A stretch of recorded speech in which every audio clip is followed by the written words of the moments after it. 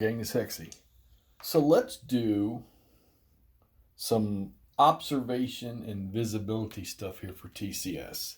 As you can see on my table, Hexy is playing a game from an era of combat that he doesn't necessarily play. This is Goose Green, which you've already seen. Kev's done a lot of playthrough stuff on this, and he's really good about just taking a particular segment, discussing it, what's going on, how things are working, and it gets them posted. All right, well, here's my first crack at one here. So my first struggle is, it's funny too, because I usually don't have a struggle with line of sight or seeing targets and stuff like that. But of course, when you're playing most games, they don't have a system like this does in TCS. So let's see if we can't talk about this.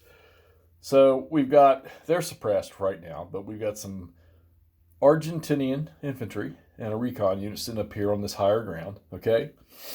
Right here, we've got British para, who has moved up this road here. Now, it's a night turn, so visibility is 2 hexes.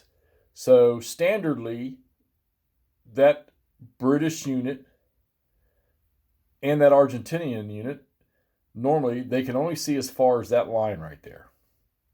So the Brits can see 2 hexes, the Argentinians can see 2 hexes. So in just standard nighttime darkness, they can't observe each other. They can't spot each other. Now, when you're playing TCS, you've got to distinguish between visibility and spotting, okay? Visibility is just to see an area, the distance you can actually see things, all right? Where spotting is actually seeing the target. That's the only way I can think of defining those, okay? I remember doing a lot of spotting missions for artillery while I was a scout in the military, so I understand that. I mean, I might be able to see a hilltop that's a mile away, but I might not necessarily be able to spot the infantry units that are dug in on that hilltop, okay? Maybe that'll help. But anyhow, the last turn, and it hasn't fallen to the ground yet, there's some British mortars sitting down here that fired an alume round. Alume rounds don't require any observer. They don't have any drift, which is odd because if there was any wind, alume rounds would drift. But the mortar, when he drops an alume round, it illuminates a 3 hex circle, all right? So they fired that alume round. It's still effective right now, and it's 2 hexes away from that Argentinian unit. So according to the rules of visibility, illumination lights it up like anybody in the illumination area is considered under daylight visibility. So this guy's lit up, all right, or this area's lit up, okay?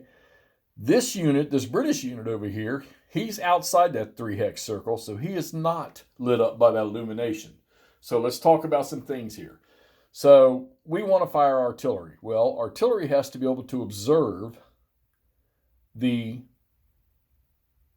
somebody has to be able to observe the hex you're shooting into, okay? Well, since this is daylight, this guy here can observe, all right? He may not be able to spot that target, but he can observe that area. So he can call an artillery strike on there, and then you're going to go through all your adjustments and whatnot like that, okay? Now, it says for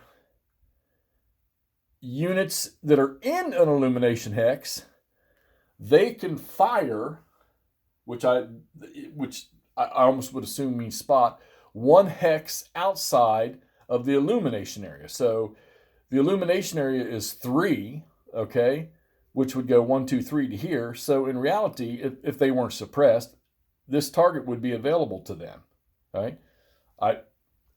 Not that they're going to shoot. I don't think they even have the range to shoot that far. 5, 1, 2, 3. Yeah, they do.